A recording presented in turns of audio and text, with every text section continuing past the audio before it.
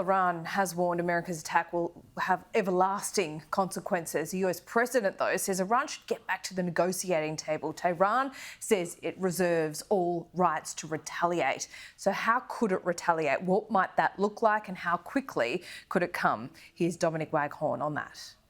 President Trump has plunged the US into this war with probably the most extreme option he had available. So what happens next and how likely is this conflict to expand further?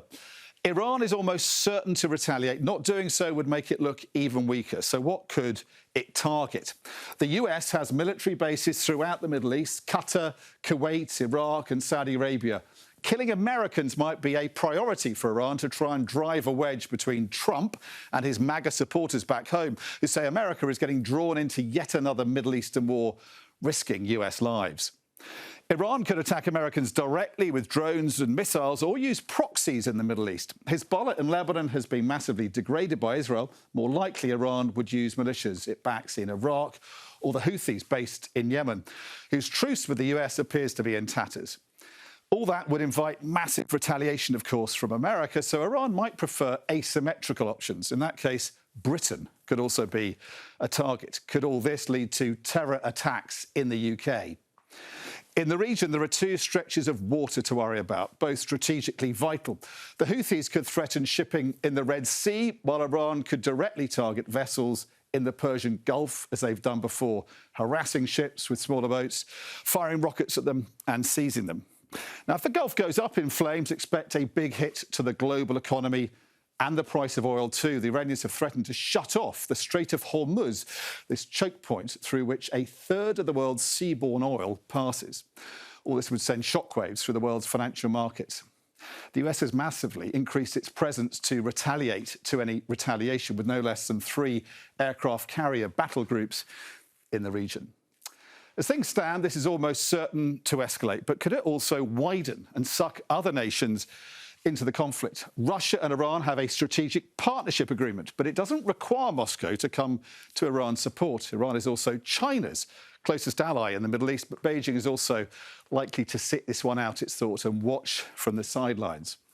The priority for Iran's leadership is to survive, to fight another day, and redouble efforts eventually to build the bomb. If Israel can't change the regime in Iran, which isn't easy, it'll have to manage the Iranian threat and cut it down to size from time to time. That could mean years more military action and could be hugely costly for both Israel and its American backers. So Iran is in a very tight spot, but the future could be challenging for both Israel and America too. Yeah, that's right. Iran is in a tight spot, but what happens next? That is the question. Joining me live now is former Home Affairs Secretary Mike Pezzullo. Mike, thanks so much for your time. We usually speak to you on a Friday, but much has happened over the weekend, and you foreshadowed much of what we saw over the weekend on Friday. So how did America pull this off? Good morning, Laura. Well, as we discussed on Friday, the only two ways that they can put a B-2 strike in is either to go from their massive home base in Missouri, either go west or east. They can't go north because that means flying through over the pole and flying through Russia. If that happens, well, that's a very different scenario. As was briefed last night by the Pentagon, by the Secretary of Defence, Hegseth, and the Chairman of the Joint Chiefs, General Dan Kane, they decided to go east, so they went across the Atlantic and they depicted that strike pathway in a graphic that they showed overnight. I think you've got it there on your screen. They flew across the Atlantic. They threaded the needle through the Mediterranean, probably flying very close to Gibraltar.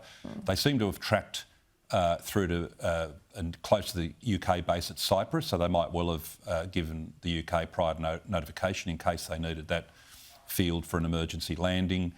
General Kane made clear, he gave quite a lot of information away, an unusual amount of information, but perhaps in light of the significance of the strike, they felt it warranted. They put a series of fighter jets then up to provide a sweeping screen ahead of the bombers as they were coming in. General Kane spoke about suppressing fire from, he didn't identify the types of platforms, but from listening to him, I think he was referring to F-35s, F-22s, perhaps Growler ground attack, an electronic attack aircraft. Any Iranian sites that were radiating or active probably would have been taken out. And then the bombers then were able to go through to the 3 sites. A couple of things about the bombers that we talked about on Friday. The B2 is the only aircraft in their inventory, in fact in the world, that can carry 2 of these bombs, the massive ordnance penetrator. The Pentagon's announced that they put 7 in a strike package, 7 bombers, so that meant 14 bombs went down, principally attacking the deeply buried infrastructure at Fordo. As General Kane said, there's a battle damage assessment going on now. It's a very technical requirement to assess the extent of the damage and whether they need to re-bomb. But from what the Secretary said last night overnight, he talked about extreme damage and the President has talked about obliteration. So we'll see what the Americans, if they give further information, but it seems as though the 3 sites have been taken out. Yeah, absolutely. When you look at the 3 sites, of course, Fordo was considered perhaps most difficult. When you talk about these B2 bombers carrying these MOPs, Mike, perhaps a stupid question here. Are the MOPs distinct from the bunker busters, or are we talking about the same thing with a different name? The MOP is the largest bunker buster in their inventory, so it is designed to penetrate rock, stone, concrete fortifications. Yeah. It's a 13.5 tonne bomb that's encased in a special alloy. The B2 drops it from a very large height, and it's that plunging force of gravity that gives it huge kinetic impact when it hits the rock face. It's encased. It tries to drill. It doesn't try. It does penetrating like a big bolt that's going into stone, rock, and concrete. And it's got a delayed fuse. It gets as far down as it goes, as it can go, and then the fuse goes, and then all that compressive energy goes forward. And as we foreshadowed on Friday, in order to ensure that it's a decisive kill, they would have put a number of others in through the same hole until they get through to the cavernous halls where the centrifuges were. Mike, we've been offered this grainy satellite footage as proof. That's all we've got so far. But knowing what these bombs can do, these massive ordnance bombs can do, knowing how many have been dropped, I mean, we have to be erring on the side of surely what the US says is pretty much bang on. You'd expect Iran to say that, oh, only the entry and exit and some of the ventilation has been damaged, wouldn't you? That would only be said by some spokesperson in an air-conditioned office back in Tehran, well away from. I wouldn't want to be in the hall if one of these MOPs was coming in. As I say, it's not just one that comes in; they just keep firing them in. They're precision guided, so they'll go into the same hole, or they might have created 2 or 3 holes, effectively shafts. They create shafts that. And once they penetrate through the through the inner wall, it's all over because the high explosive warhead on the front is 2.5 tonnes. So when we look at this, and I might just see if we can bring it up again, this is the site at Fordo. You can see, not this section, but this is closer to Fordo. You can see basically what look like ant holes. And so there's not a lot of damage on the surface, but this is a hugely mountainous region. So the damage done is what, a couple of kilometres down, can you say? Or are we still talking metres? Well, the speculation. I've got to be careful here because when I was in government office, I actually read all the intelligence reports on this facility. So I'll just go with informed public speculation in technical journals. They have suggested that the rock and concrete protection was about 60 to 80 metres, and then you've got about 20 metres in a hall, if you like, and then the centrifuges. I won't confirm or deny the precise details, but you're looking at about 100 metres. General Deptula, who was an air power expert, was on another program earlier today. He spoke in terms of having to get through 60 to 80 metres of protection before you're into the hall. But once a 2.5 tonne explosive gets into a large hall, which has got obviously open space and then corridors and ventilation shafts, it's all over at that point because that compressive energy just destroys everything that's got oxygen in it.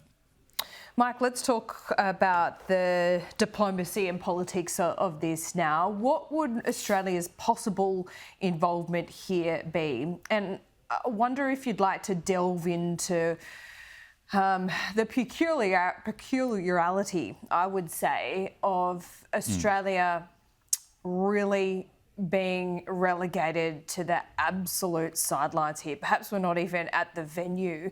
The UK was given a heads up. Donald Trump actually had a conversation with Keir Starmer. I understand the proximity, the geography of the UK and the history of the alliance and how that might change things.